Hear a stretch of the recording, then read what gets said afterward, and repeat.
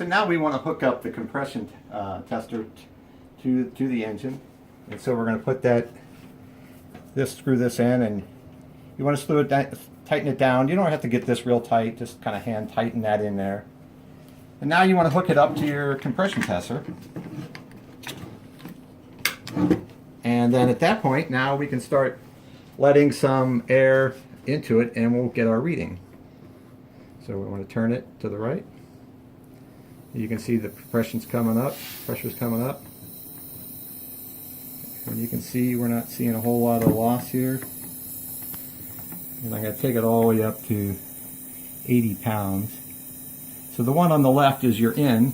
You can see that I've got 80 and 79. So I'm really only losing maybe 1 or 2%. And this engine is actually cold. So if it was warm, this engine would you'd hardly see any loss at all. Now I don't know if we can hear this, but you will hear a little bit of air coming out of the top of the exhaust, and that's really most of the loss we're probably seeing is because the exhaust valve is not closed. Now if I hold this closed, you're getting a little bit past the rings as well coming out of the crank, and you're really never going to, with a cold engine, you're definitely not going to see complete air tightness. So that's it. We've got the compression test done, and that's really giving you the reading off of this thing. And so if you do have a engine that's got significant leak down, then you probably have a couple different problems. It really is going to come down to either your piston rings are not sealing up any longer, and that's probably an old engine you've run for maybe a few years by the time that typically happens. So at that point, that's one problem. The other problem is your valves are probably leaking, either your exhaust valve or your intake valve. And you can see I have the carb off it here. You can actually feel a little bit of air coming out of there as well.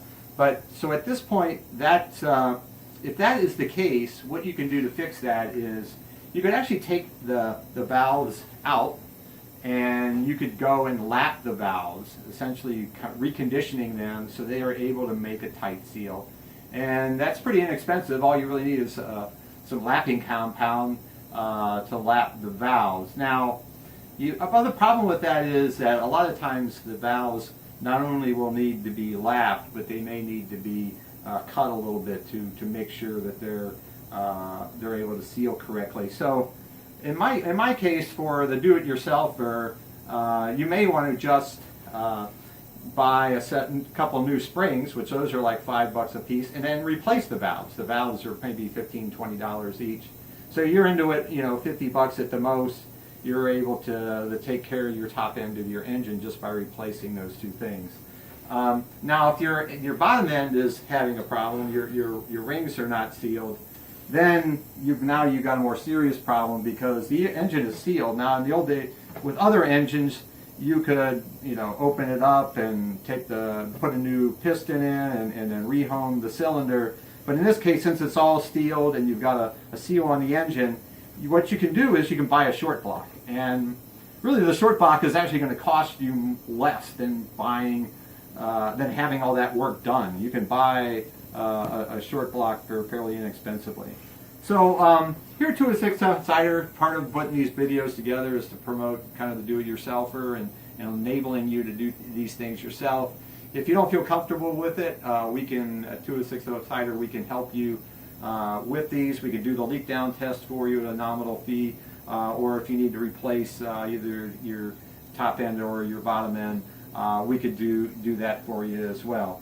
So that's pretty much it. Hopefully you can, you want to do this probably a couple times a year just to make sure you've got your engine running. Certainly in the winter is a great time to do it, so you're all ready in the spring to go out and race. And the idea is to have a great engine when you go out there and run. So thank you very much, and that's all I got.